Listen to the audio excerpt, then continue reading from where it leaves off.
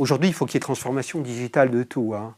Alors voilà une expression forgée par les évangélistes de l'industrie du numérique qui impose ces discours. Transformation, mesdames et messieurs, du lycée. Alors la ministre de l'Éducation de Hollande, elle fait entrer grandes portes ouvertes dans l'éducation, contrat signé en 2015, comment elle s'appelait, Najat Vallaud voilà, qui signe un grand contrat avec Microsoft. Entrée, Microsoft qui n'a aucune compétence dans l'éducation nationale, transformation digitale de l'école publique. Entrée. Évidemment, c'est le résultat du lobbying. Donc aujourd'hui, les évangélistes de la numérisation intégrale du monde nous disent qu'il faut que tout, il y a la transformation digitale de tout, notamment de l'entreprise. On a vu qu'on a un peu parlé de certaines conséquences collatérales.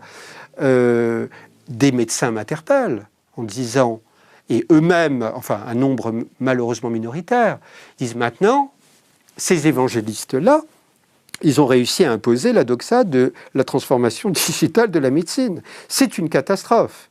C'est-à-dire que c'est comme pour l'école, qui Hollande avait dit en novembre 2014. Pourquoi je me souviens des dates? D'abord parce que j'ai une passion des dates, mais parce que quand je l'avais entendu parler de ça, j'ai aussitôt dégainé une tribune qui est parue dans Libération une semaine plus tard, où il avait dit, en 2014, ça ne s'est pas du tout passé comme ça, mais là c'est le résultat du lobbying, de la transformation digitale de tout, hein, et notamment de l'éducation, et de la médecine, on va en reparler. Il avait dit, à partir de la rentrée 2015, tous les collégiens vont avoir des tablettes numériques.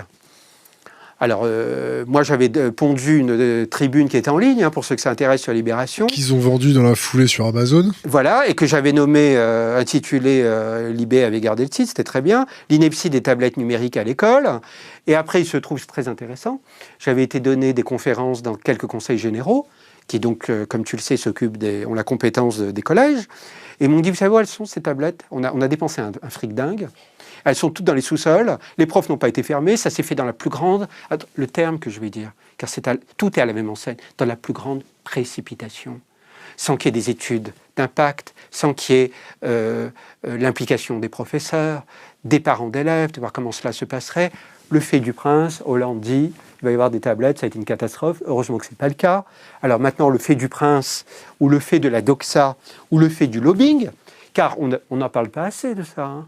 Il y a un lobbying de l'industrie du numérique, mais qui est d'une puissance, qui forge les représentations et qui impose la doxa, selon laquelle, si tout doit aller mieux dans tous les secteurs de la société, il faut que ça passe par des investissements dans des systèmes, investissements dans la digitalisation de tout, avec sans que ça ne fait l'appel d'examen critique de la part de toutes les personnes concernées, sans que ça fasse l'examen d'études d'impact sur des effets de laboratoire, c'est-à-dire sur des cas de figure restreints où on expérimente quand même les choses, car le lobbying, c'est une des premières puissances auquel succombe le monde politique, mais ensuite la société tout entière, qui impose la doxa de l'inéluctable.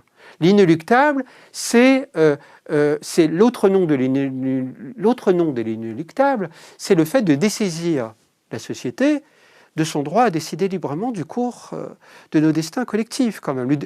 L'inéluctable, c'est clouer le bec à nos droits de parole.